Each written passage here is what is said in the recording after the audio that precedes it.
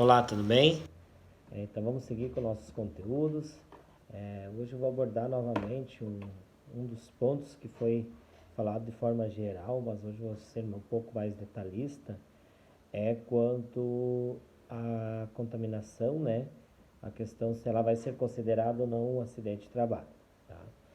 Muitos empresários estão se atendo ou ficar no entendimento, com base lá na medida provisória 927, em seu artigo 29, aonde ela menciona que os casos de contaminação pelo Covid, né, pela coronavírus, é, não serão considerados doenças, não serão considerados ocupacionais, exceto mediante comprovação do nexo causal. Isso no meu entendimento, um pouco mais simplório, né? É chover no molhado, tá? Qualquer acidente de trabalho hoje, seja físico ou ocupacional, ele exige, na hora da produção da prova, numa suposta demanda judicial, da comprovação do nexo causal com o próprio dano, né? Com o próprio acidente. Então, eu vejo que essa situação aonde foi reportado esse ponto, esse artigo 29, ele deixa em aberto, né, toda a discussão. Tá? Todo mundo já ouviu falar dos decretos, né, as medidas provisórias que o governo vem editando a nível federal, onde a pandemia está sendo considerada a sua contaminação comunitária. Quem não ouviu falar ainda, o que significa isso? A contaminação comunitária, em razão dela não ter como determinar o início do contágio, então ela foi decretada de forma contaminação comunitária.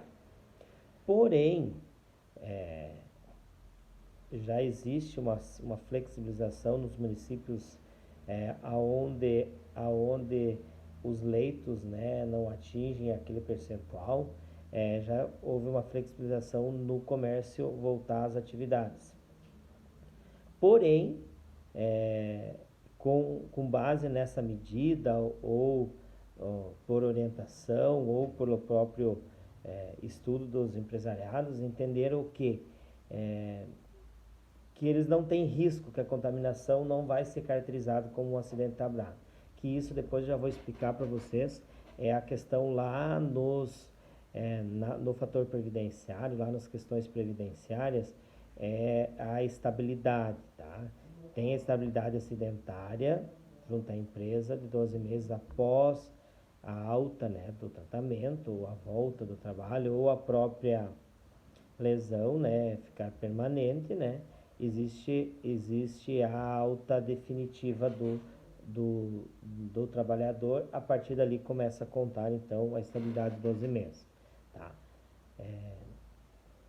Hoje tem eu acredito que existem 4 tipos de comércios hoje que ficaram muito expostos à contaminação, né? Que seriam os supermercados, as farmácias, os postos de gasolinas e os próprios hospitais, onde os trabalhadores, os prestadores, os colaboradores nos hospitais, como enfermeiros, sei lá, N situações que estão diretamente ligadas aos hospitais, estão propensos ao contágio, tá? Claro que isso vai ser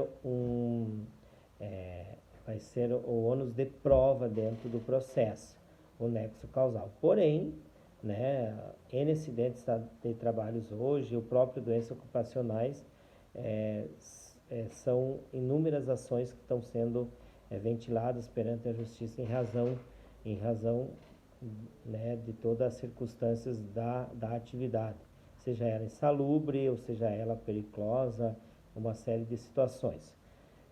O que eu reporto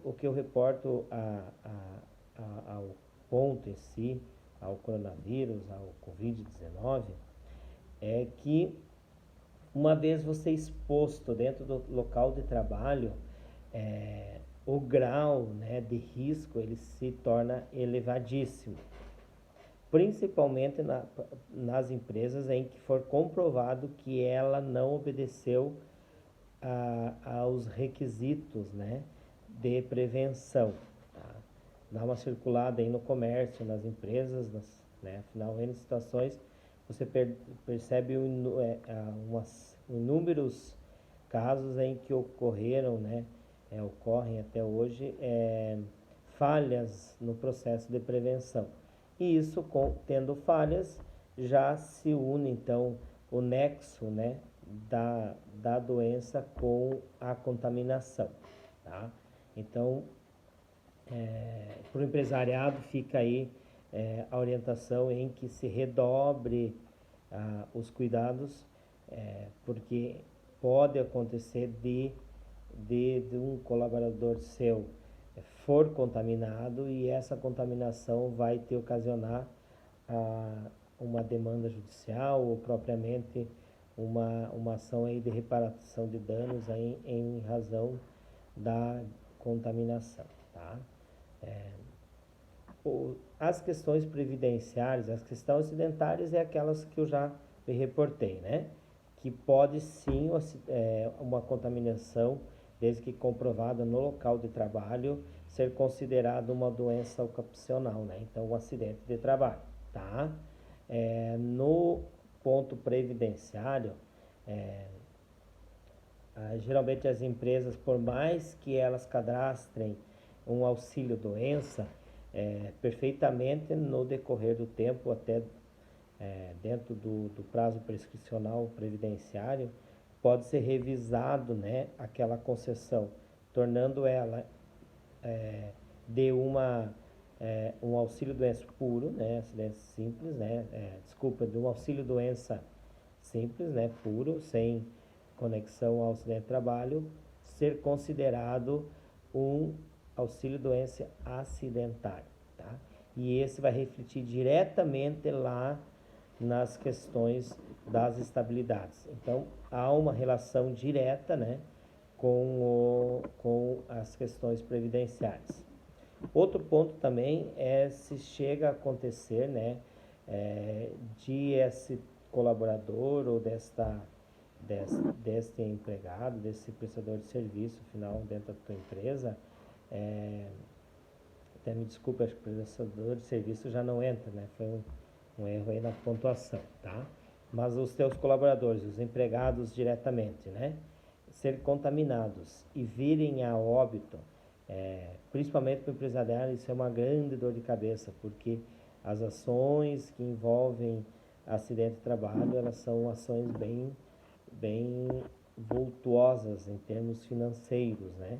Então, principalmente o empresário, o empregador, ele deve ponderar aí as circunstâncias em que está sendo expostos os seus trabalhadores, tá? Não é porque foi liberado o comércio, não é porque flexibilizou a questões de funcionamento em geral, em que a contaminação ainda não exista, né? Não zerou de maneira alguma. Ela teve uma retração em razão das medidas tomadas, né, com o fechamento do comércio, ficou praticamente aí quase 20 dias aí sem funcionamento.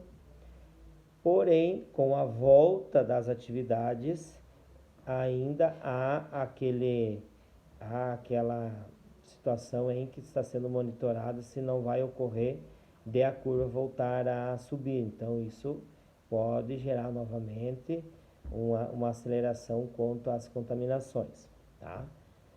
Mas em resumo de tudo que eu conversei nesse pequeno vídeo que eu estou gravando para vocês, se reporta as questões em que, tendo em vista a liberação do comércio, né, empresas, afinal, N segmentos econômicos, deve sim ser redobrados cuidados, o uso de máscara, a entrada de usuários na sua empresa, seus consumidores, tem que ter a rigidez no protocolo em razão do cuidado que você deve ter com os teus colaboradores, tá? Sob pena desta contaminação ser, dentro de uma demanda judicial, ser considerado um acidente de trabalho ou uma doença ocupacional, tá bom? Um grande abraço para vocês, até mais.